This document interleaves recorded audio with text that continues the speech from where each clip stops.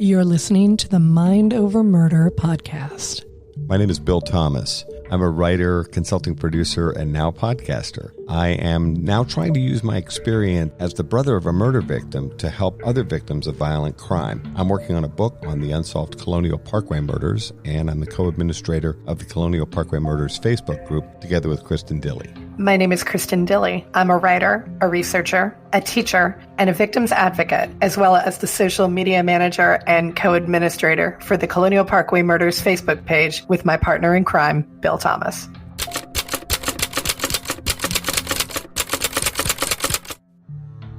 Welcome to Mind Over Murder. I'm Kristen Dilley. And I'm Bill Thomas.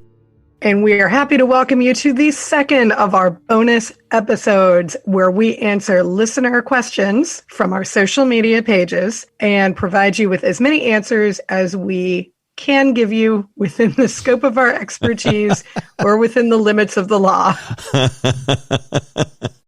For what it's worth, Kristen and I have had numerous discussions over the past few weeks about, can we say that?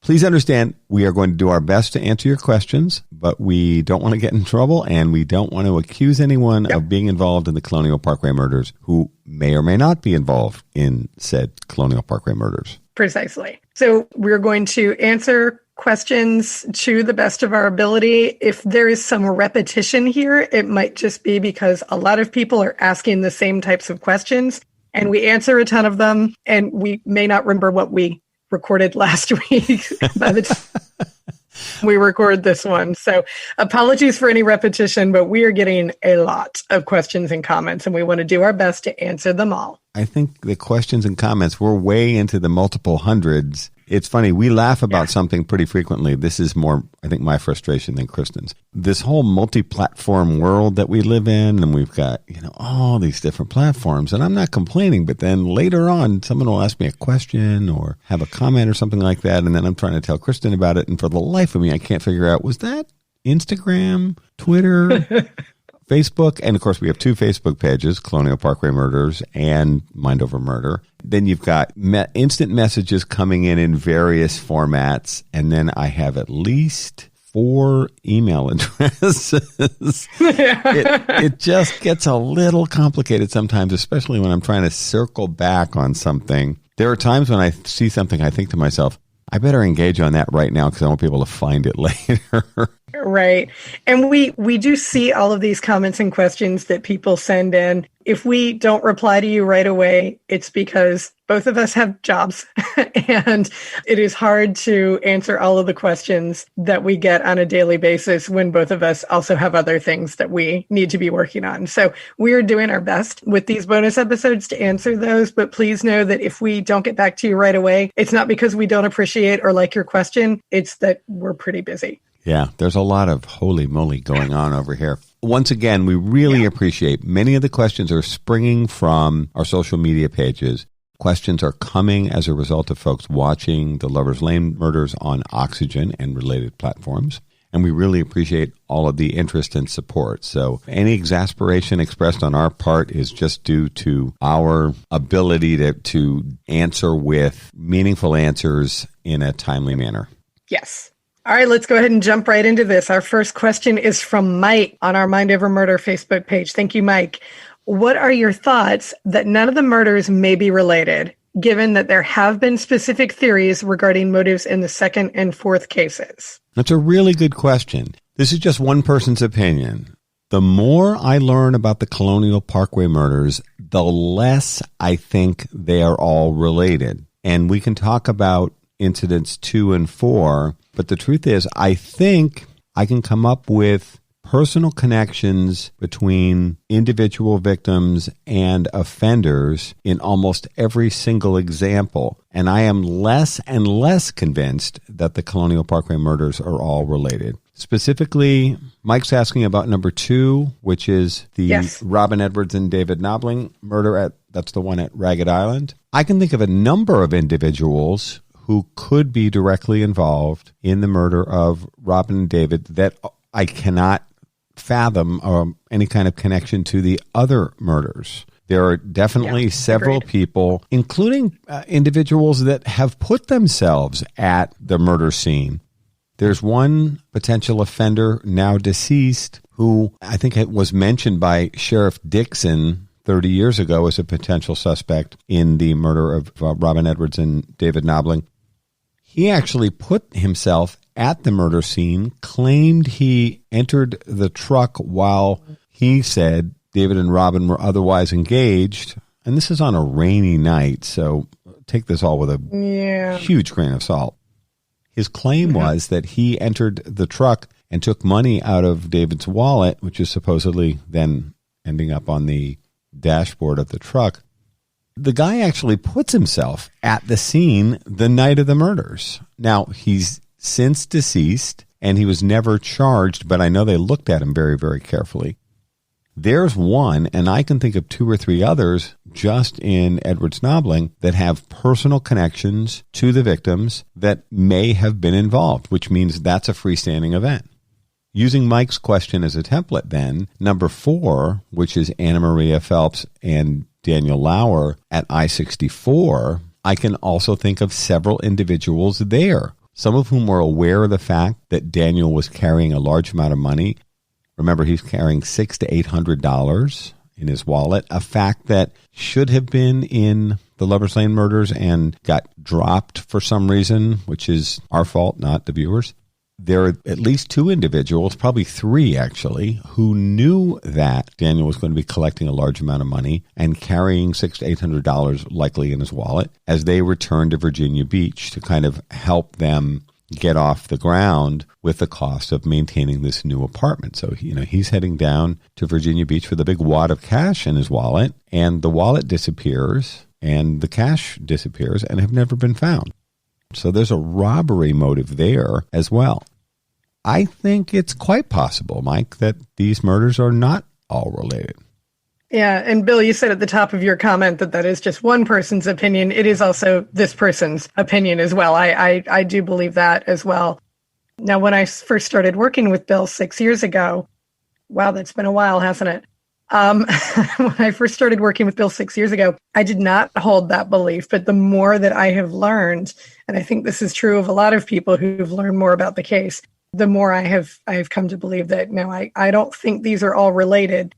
The narrative of a serial killer stalking lovers' lanes in Virginia is an interesting narrative, but is it necessarily the right narrative? I don't know. I think we're kind of coming to believe that, no, it's not. But if we were an episode of Criminal Minds, say, it would be a great narrative. It just might not be the right one. And I say this as someone who loves Criminal Minds to death. True enough. And it's funny, we don't always agree, the two of us, on everything, and we debate stuff behind the scenes, and we'll probably include some of that in these episodes of Mind Over Murder. But I think both of us have come to the same conclusion, as have many other people who are much more expert in law enforcement than we are. Yeah. All right, our next question comes from Aaron. Aaron would like to know, have the Colonial Parkway murders families gone to the governor to see if there could be any influence there to get the state police to allow for DNA and advanced forensic testing? The short answer, Aaron, is yes. This is several years ago now. Remember, the case stretches out over 30 years. We've had different go-rounds and we've had different governors. We did push the Virginia State Police quite hard several years ago under a different administration. It's something I think we will likely have to revisit in the future. I want to be careful. We haven't all spoken about this. That is the 8 families. And remember, we've got 2 double homicides handled by the FBI. So you're talking about the feds. And then you've got 2 different cases handled by 2 different offices of the Virginia State Police. I think I can offer a general viewpoint, which is that the Colonial Parkway murders families are pretty fed up and disgusted with the lack of forward progress in all of our individual incidents, whether they're related or not. I think we continue to be supportive of one another, and the idea of trying to put pressure on the FBI and the Virginia State Police is something we are absolutely talking about. Excellent. All right, our next question is from Laura Ann, who asks, have there ever been any false confessions related to the case? Great question, Laura Ann. Why, yes, there have. Mm-hmm. Now, we don't know all the details. Remember, our investigators can't let us all the way in to their investigative process. However, I do remember talking to an FBI agent. This has got to be, 6 or 7 years ago. And I remember he was really frustrated because a guy had come in to the office to meet with the FBI team, and he confessed to involvement in the Colonial Parkway murders. They have to take this stuff seriously because it's happened. So they met with this guy and interviewed him for hours. And remember, there are what they call holdbacks.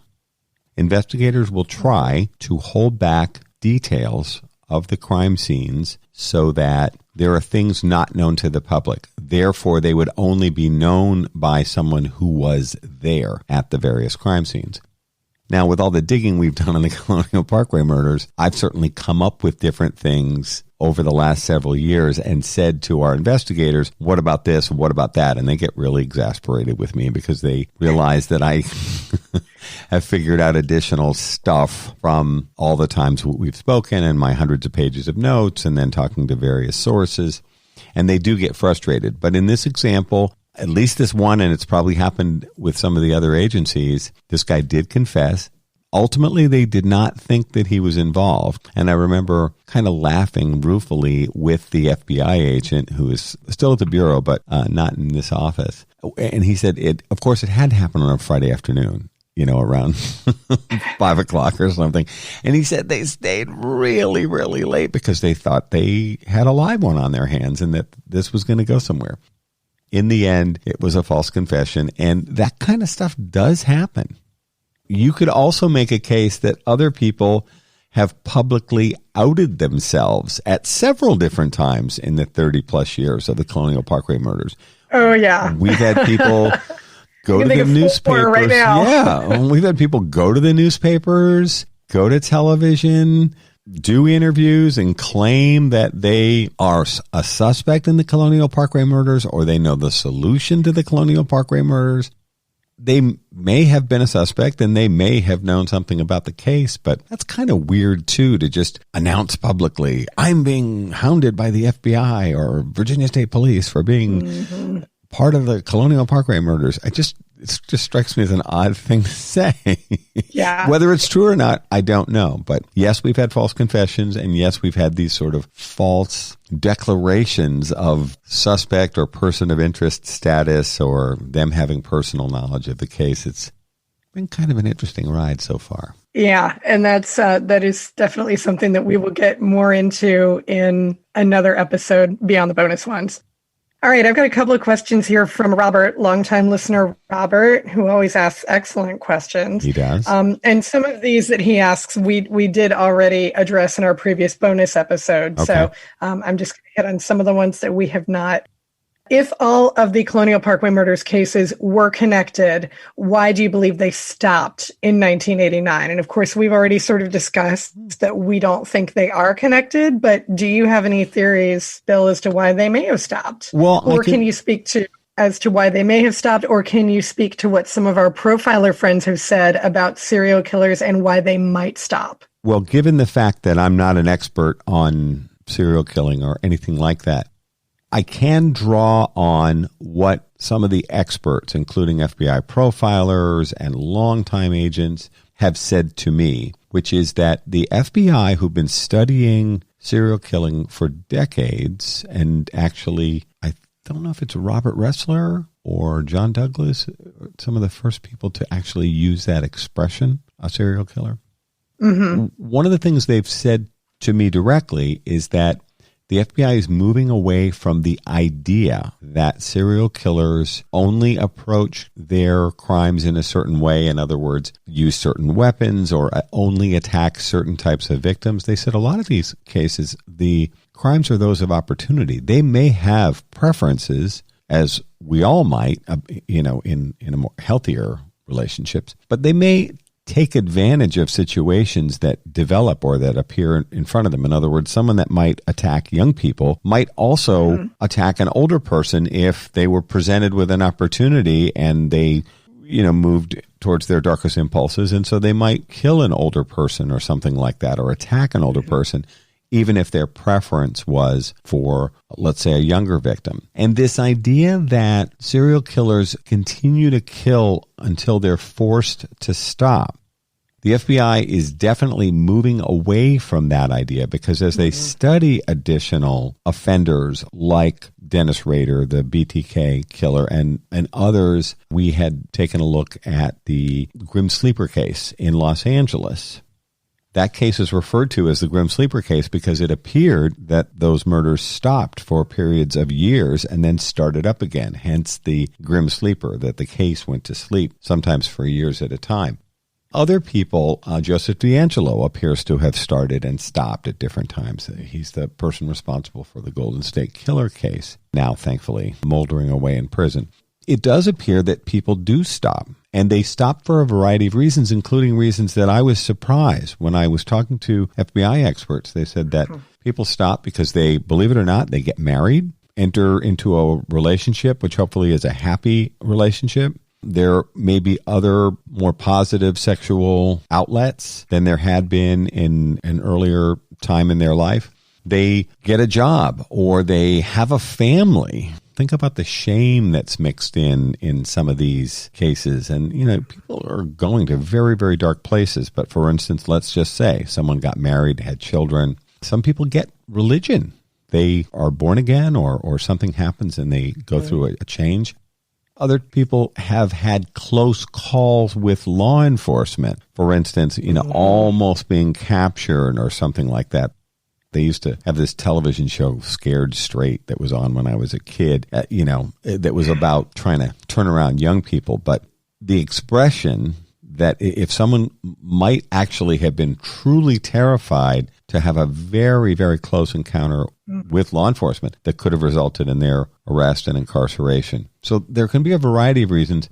Some of them actually positive reasons, and then also people, as I understand it, age out of the demographic. There's a lot of research that shows that killers of this type, some of this seems to be driven by testosterone and, their sexual impulses and that sort of thing. And again, I'm not an expert. I can just reflect, what I've listened to and read and learned about over the last, 10 or 12 years.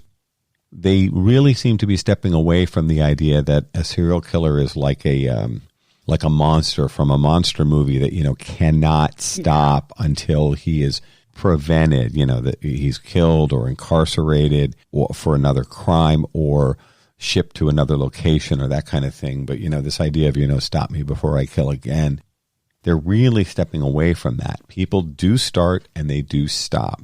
You've heard some very thoughtful answers to this type of question from, particularly I think from Jim Clemente and Dr. Laura Petler, where they talk about meeting offenders' needs when they talk about these crimes. And I always thought that was very resonant. If the offender's needs change, the need to commit these type of heinous acts may also change or even end.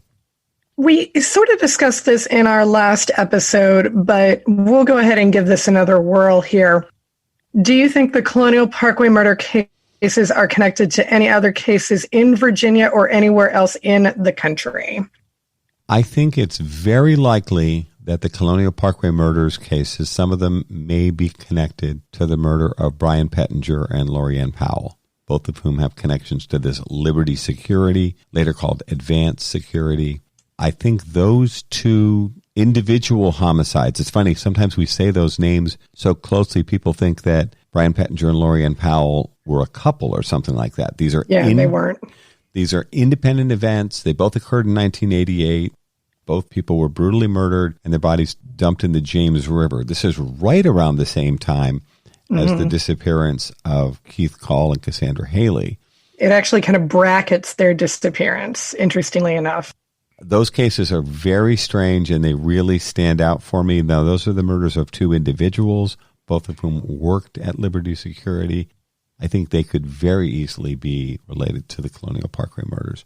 Further, I would say I'm still troubled by the potential linkage between Kathy and Becky's murder in 1986 at the Colonial Parkway with the murder of Julie Williams and Lolly Winans in May-June 1996 up at the Shenandoah National Park.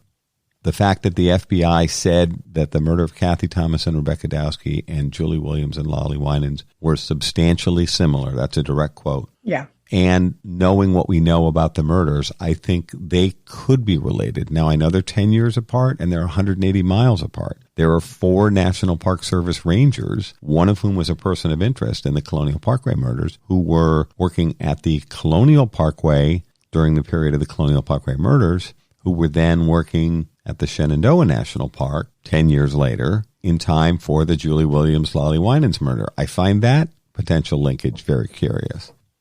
I'm not implying these 4 National Park Service rangers are murderers or anything like that, but stranger things have happened, and we do have the potential law enforcement connection. And these National Park Service rangers, some of them are investigative rangers, including the person of interest I mentioned a moment ago. I don't want to falsely accuse anyone of being a murderer, but it is a strange potential linkage. So I do think the potential is there for links between unsolved murders in Virginia and beyond just the 4 double homicides we talk about in this case. Now, one of the questions/tips that we tend to get a lot of that I think it's probably a good idea for us to go ahead and speak to right now. Do you think Zodiac is involved? Do you think GSK is involved? We get this question so often. We also get other serial killers who have been active either in Virginia or across the country. We often get asked, have you guys considered Daryl David Rice? Have you considered Richard Evans? We have yet to see any linkage between those serial killers and what was happening in Virginia on the Colonial Parkway. I know that a lot of people will put forward the idea, well, Zodiac killed couples. What we're missing between Zodiac in his cases and in the Colonial Parkway murders cases is that taunting using the press. We have not seen, any indicator of that. We actually had someone who did write back to us the other day and say, well, how do you know? Are you sure? Well, no, I guess there's really no way we can be sure. To the best of our knowledge, Zodiac is not involved. GSK is not involved. And even though we have had some significant discussion, I think, amongst ourselves a number of times, Bill, about Daryl David Rice and Richard Evans, I don't think we've really come to a good conclusion on that one. But I think we're both leaning toward the side of no, they're probably not involved. Do you want to speak to the famous cases aspect here? Well, I think you offer a good summary. Remember, we're not investigators. We have to rely on the expertise of current and former investigators who've worked these cases. They don't see a relationship. They're not blind to it. You're listening to Mind Over Murder. We'll be right back after these messages.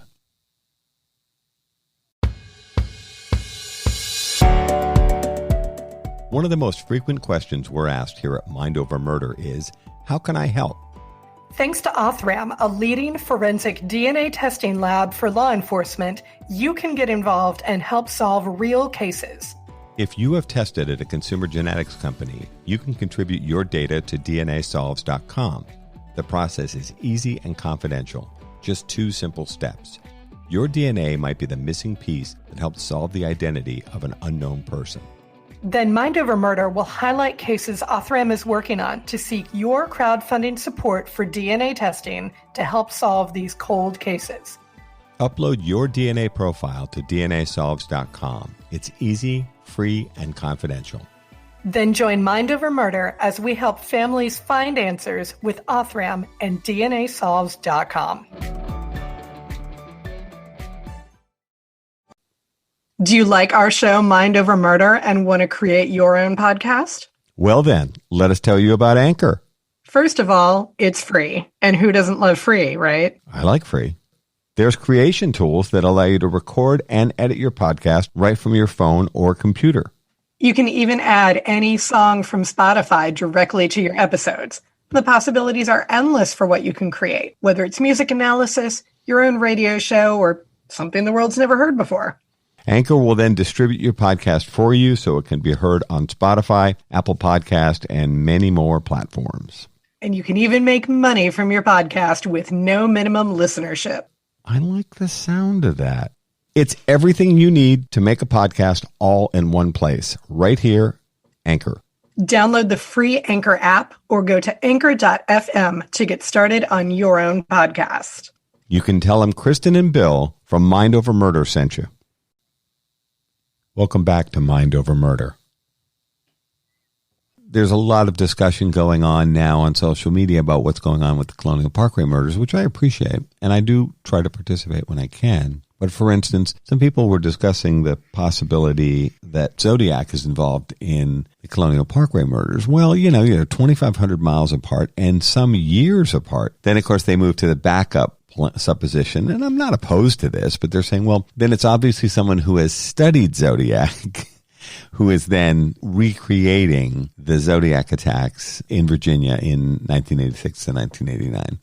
I don't know. I think it's a real stretch. So when you look at the Golden State Killer case or the Zodiac case, I'm not sure I'd see enough parallels between what was going on with those cases and what was going on in Virginia.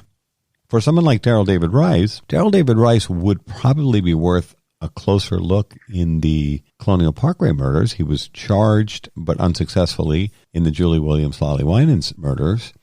He'd be awfully young to have been involved in the murders on the Parkway 10 years prior. It puts him back into his late teens, I want to say, maybe even a little earlier than that. So the math doesn't really work. I'm not saying there's never been a 16-year-old serial killer, and I'm just ballparking on the dates. We can check his date of birth.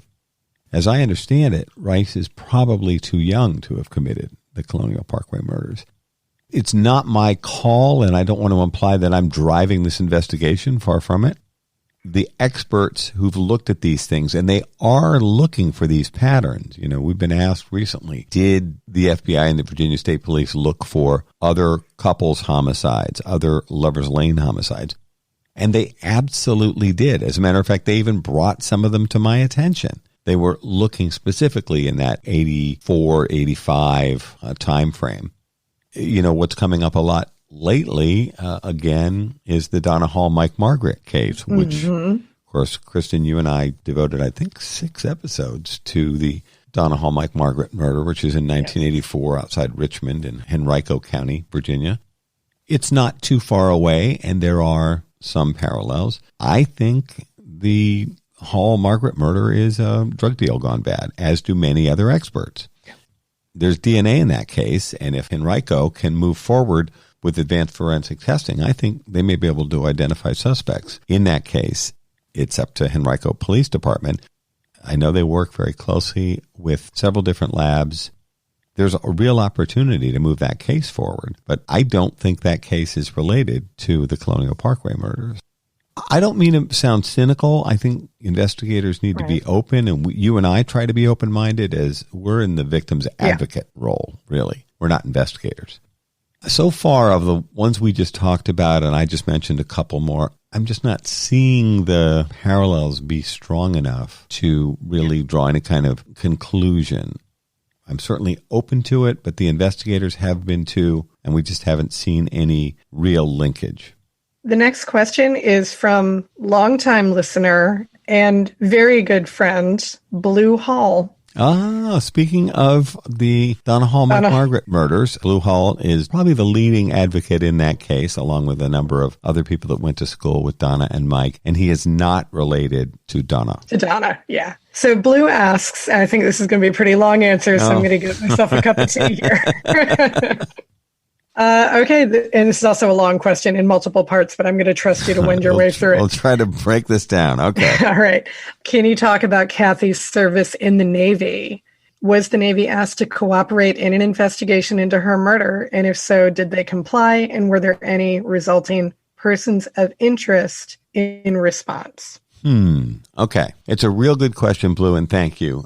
Well, first of all, I think that it's entirely possible that Kathy Thomas and Rebecca Dowski's murder may be directly related to my sister's naval service. Now, understand when I say that, that doesn't preclude Kathy and Becky's murder from being related to some of the other murders, but I am now pretty convinced that there could be a strong relationship between Kathy and Becky's murder and her naval service. She was a graduate of the United States Naval Academy, as many of you know, at a time when the service academies had just been opened up to women.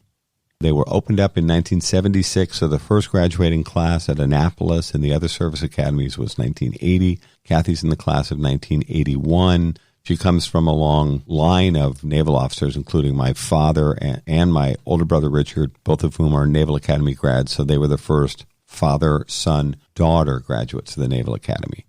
It is definitely possible that Kathy's death just a few months after she left the Navy is related to her naval service. There was a great deal of resentment in the Navy, a lot of it officially condoned, quite frankly. Remember, I come from a Navy family, but I'm going to say what I think, and what I think is the truth. There were a lot of people in the Navy, including people at the absolute top of the United States Navy, that wanted to see those women fail. And Kathy and her classmates did an outstanding job. Now, keep in mind, Kathy discovered, after graduating from Annapolis, that she fell in love with a woman and discovered that in learning about herself that she was a lesbian. So being a lesbian in the United States Navy or any of the service branches was called to be kicked out of the service. She was investigated and very much made to feel unwelcome. And she made the decision to leave the Navy after 5 years. And the fact that she died tragically only a couple of months after leaving the Navy, I think that cannot be ignored.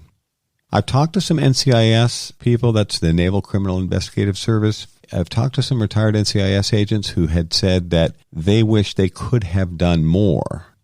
I don't think the FBI called on what was then called the NIS. They added the C later. I don't think they called on the NIS for assistance as much as they probably should have after Kathy and Becky were murdered. Now, keep in mind, Kathy and Becky are murdered a full year before anyone else is killed in what became the Colonial Parkway murders. But I think the possibility that Kathy's naval service is related to their deaths is a very, very strong possibility. Excellent.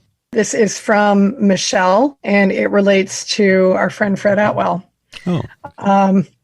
Which I don't think we've discussed Fred with a ton of detail at this point. So maybe if you can kind of give a little summary about Fred and his involvement for anybody who may not be aware. Fred Atwell swore that he knew who the Colonial Parkway murderer was. He said it was all through the documents and files that the FBI confiscated from him. Who did Fred Atwell think it was? Are we aware of that information? We are aware. I'm not comfortable claiming that, Fred's information is correct or not correct. Right. For those of us who haven't heard about Fred Atwell, I think I need to explain who he is. Yeah, I'd say so. The late Fred Atwell, he died a couple of years ago in a prison hospital. Let's see if I can do this briefly.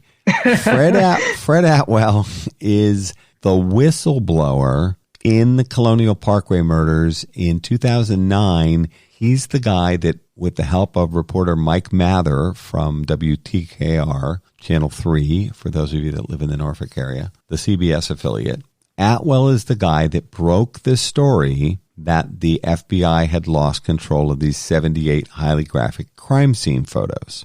It's Atwell who goes to the media with the claim that the photographs are being used without authorization at a now closed training academy for security guards and private investigators called Mid-Atlantic Training Academy. So Atwell is a whistleblower. Now, at the same time, and I say this with some frustration because I talked to Atwell scores of times. It might even be hundreds of times. He was calling me every 2 days for years. So it might even be hundreds of times. But I've talked to Fred a lot. Atwell maintained that individuals in law enforcement were responsible for the Colonial Parkway murders, but he was unable to prove his allegations. And then a weird thing developed. Fred and the FBI were, to put it gently, not crazy about one another. Atwell literally had been a criminal at one point. He'd been part of a breaking and entering ring. He had spent time behind bars and so on. And yet he became an informant for law enforcement after he got out of jail. And ultimately, and this is for real, he received a pardon from the then governor of the Commonwealth of Virginia, and he actually shifted from being a criminal and an informant to being a deputy sheriff in the Gloucester County Sheriff's Department, and he worked as a sheriff, deputy sheriff, for a number of years. Couldn't make this stuff up, folks. No, I mean, really, you up. couldn't make it up. And then Atwell wasn't directly involved in the investigation of the Colonial Parkway murders, but he was aware of it. And so he's then approached years later and asked by a guy who worked part-time at the Mid-Atlantic Trading Academy. He was invited to attend a class and give a lecture, more or less, about the Colonial Parkway murders. Fred supposedly turned the invitation down, claiming he didn't know enough about the case. And supposedly his buddy said, "Oh, well, we have the crime scene photos, if that would interest you." And Atwell claimed, now remember, this guy started out as a criminal and become a law enforcement person, but ultimately, I can say this and stand on pretty firm ground. Atwell was always a con man and always working an angle, whether he was on the right side of the law or not. I put air quotes around that. So Atwell then claims he turned the guy down and then, of course, went to the media with this story. I think it's entirely possible that Fred Atwell, with his history of acting as a con man, may have actually been trying to blackmail somebody to stay quiet about the crime scene photos. And then when they failed to come through, then he went to the media, which was, of course, his threat.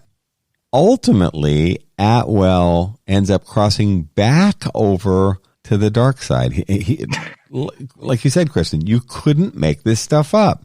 Not at all.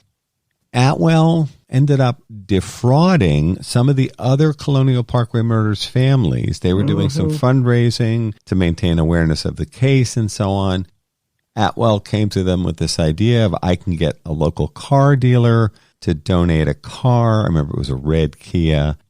The local Kia dealer was going to donate a car, he claimed, and they went out and sold thousands of dollars of raffle tickets. Many of them sold at Fred Atwell's little, it's like a trailer he would haul around to different events. You know, they'd sell hot dogs and hamburgers and that kind of thing. And he would have a sign in the window of his little trailer when he went to various car shows and different public events in the peninsula area. And he would sell raffle tickets. Well, he collected thousands of dollars. Well, then when it came time to draw the raffle, conveniently, the person that won the car wasn't there, and people began to get somewhat suspicious.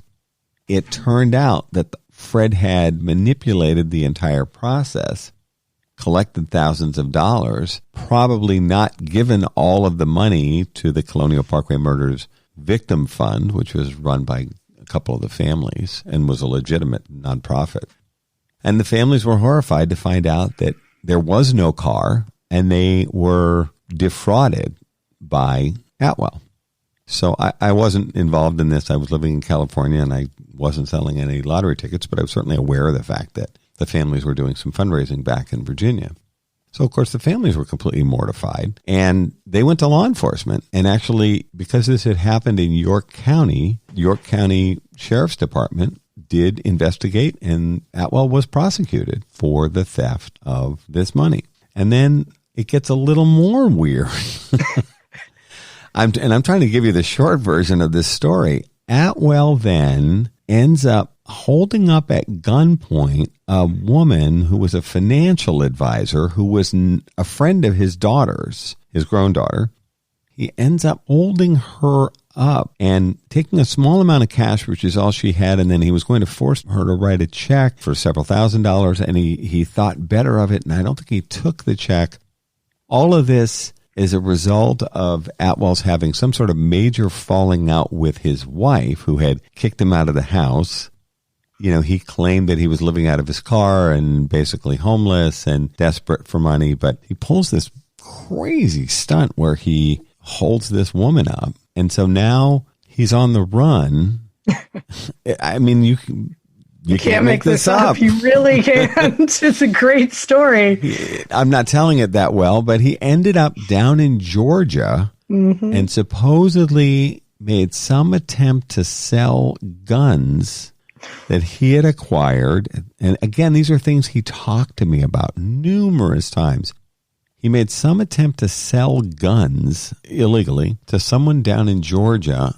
The FBI and the Bureau of Alcohol, Tobacco, Firearms, and Explosives, the ATF, and local authorities in Georgia knew where he was, and they busted him.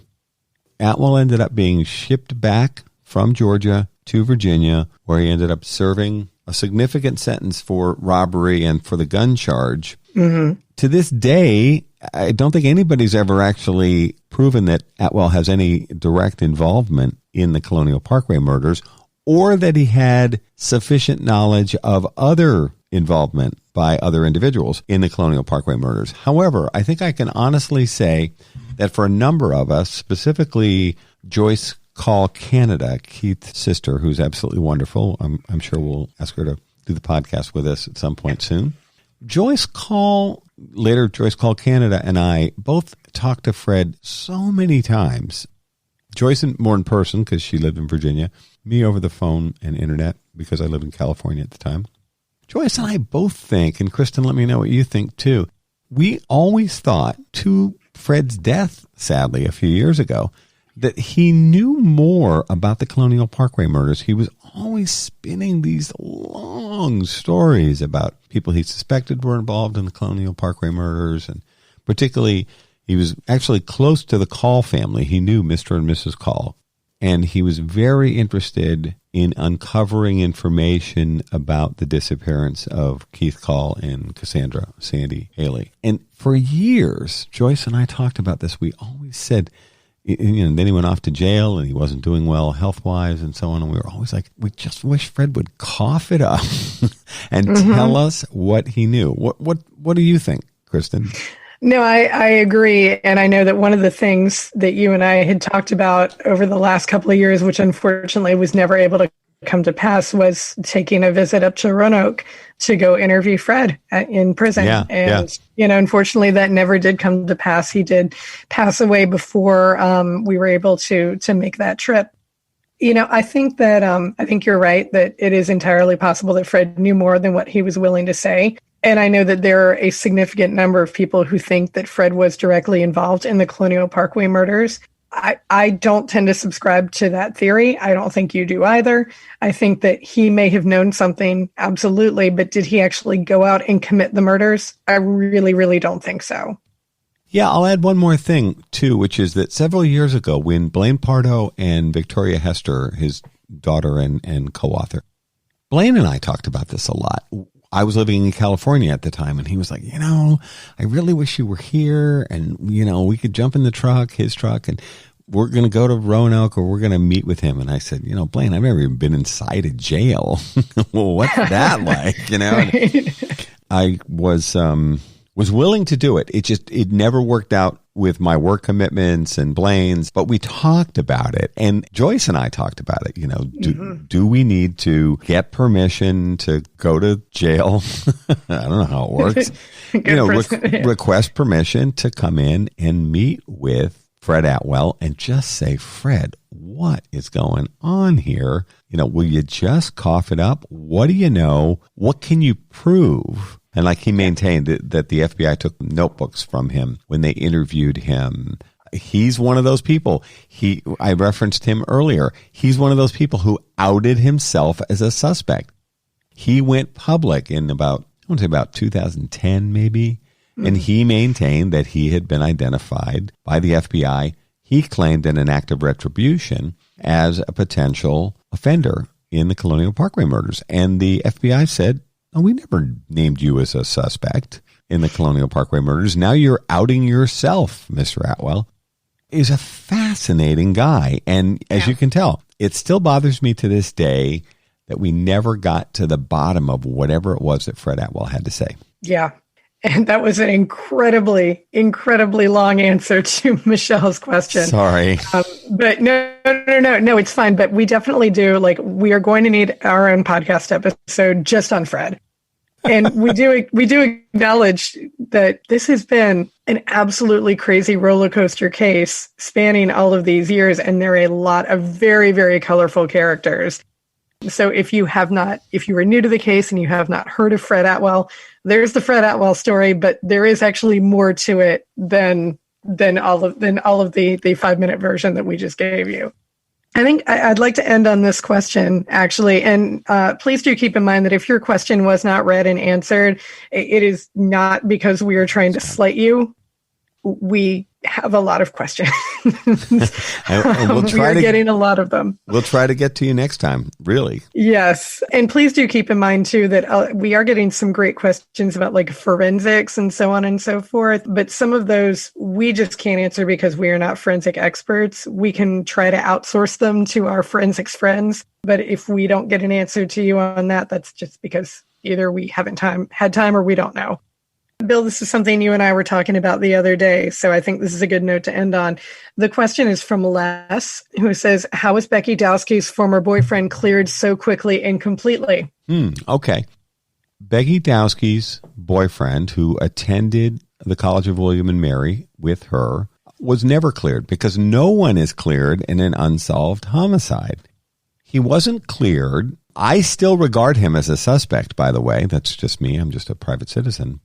He certainly had means and method and opportunity and maybe even motive because he was apparently extremely jealous and possessive of Becky and apparently was extremely unhappy to be thrown over, as it were. And then apparently, from what I hear, outraged when he found out he'd been thrown over for a woman.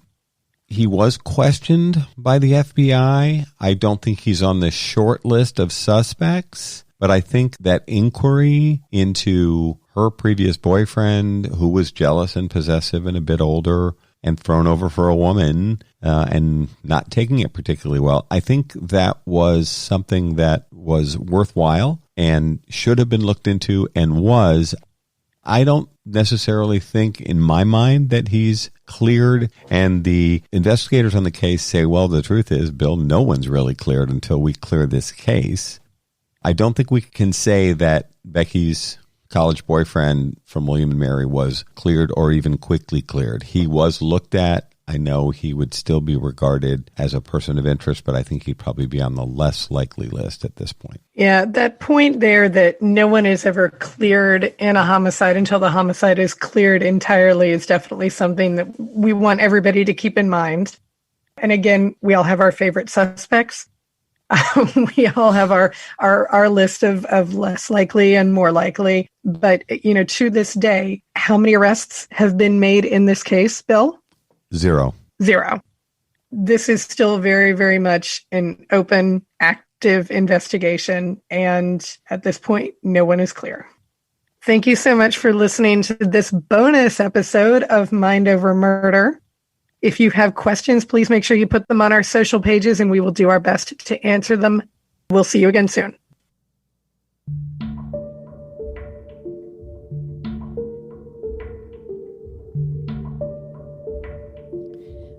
Mind Over Murder is a production of Absolute Zero and Another Dog Productions. Our executive producers are Bill Thomas and Kristen Dilley. Our logo art is by Pamela Arnois. Our theme music is by Kevin MacLeod. Mind Over Murder is distributed in partnership with Crawl Space Media. You can follow us on Facebook, Twitter, or Instagram. You can also follow our page on the Colonial Parkway Murders on Facebook. And finally, you can follow Bill Thomas on Twitter at BillThomas56. Thank you for listening to Mind Over Murder.